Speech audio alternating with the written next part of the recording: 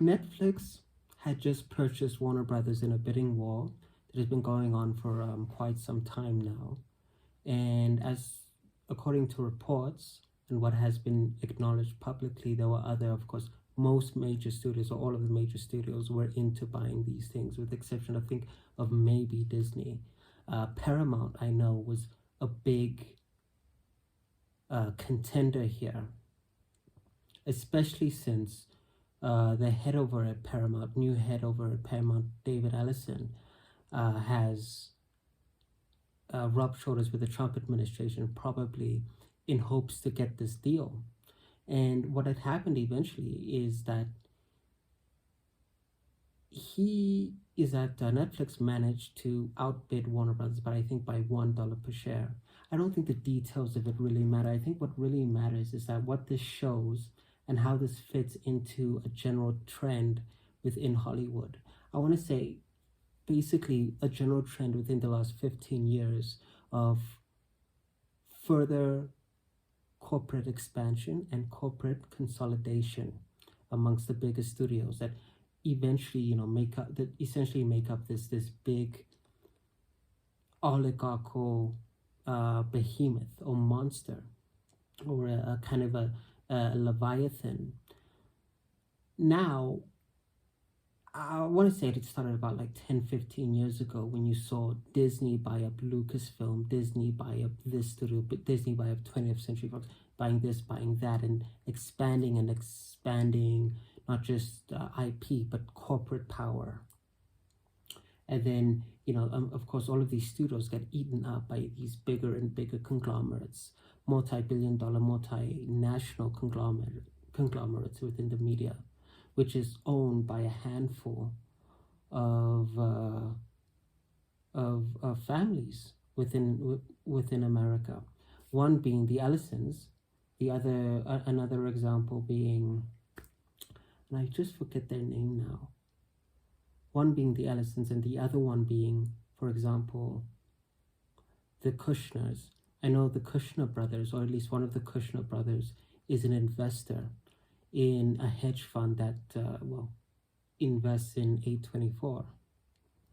And as I said before, I want to say that it started about 15 years ago, but it really started, if you want to go back, you can go back to the Reagan era, but even earlier than that, you can see this happening in the 60s. At least one of the first studios to really be eaten up by a bigger multi-corporate, multi-conglomerate was Paramount. And that was just before they did The Godfather. But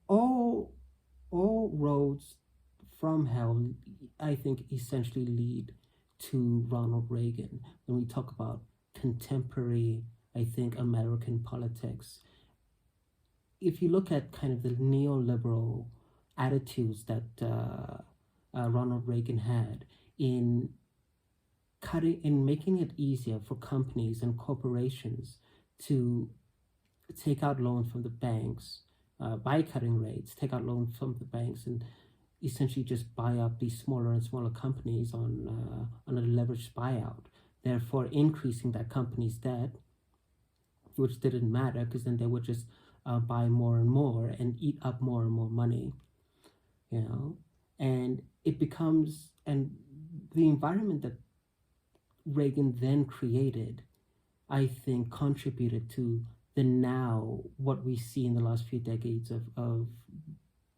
massive Hollywood studios eating each other and eating smaller studios, making it essentially more and more difficult for smaller studios and smaller budget films to make it, because what these people over at Wall Street, what they care about isn't necessarily the art. It's not even necessarily about profit. It's about raising shareholder value, and raising shareholder value by any means necessary. And the shareholders are the ones that essentially make the decision at the end of the day. And the shareholders don't really care about movies, or don't really care about cinema or film history. And you can see that in the way that they move. And you can look at even somebody like David Zaslav, who I don't think ever really cared about making movies. I mean, I think he liked being around celebrities, but I don't think he cared about film history in any kind of passionate way. David Zaslav's goal was always, from the beginning, to cut down Warner Brothers, slim it down, focus on IP, raise up the share price, and then sell it eventually at a profit. Now, as per reports, he's making something like $500 million off of this particular deal. Mind you, in the past, he's already made tens of millions. I think at some point he was promised 200 million, and now we're talking about 500 million for essentially killing Hollywood. If it wasn't already dead, if it wasn't already some kind of zombified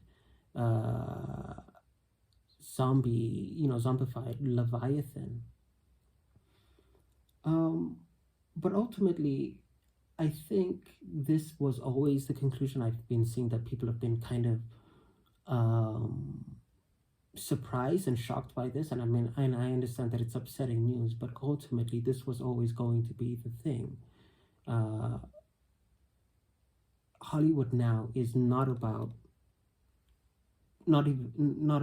art, not even about profit, but it's about shareholders, and it's about Wall Street more than anything else.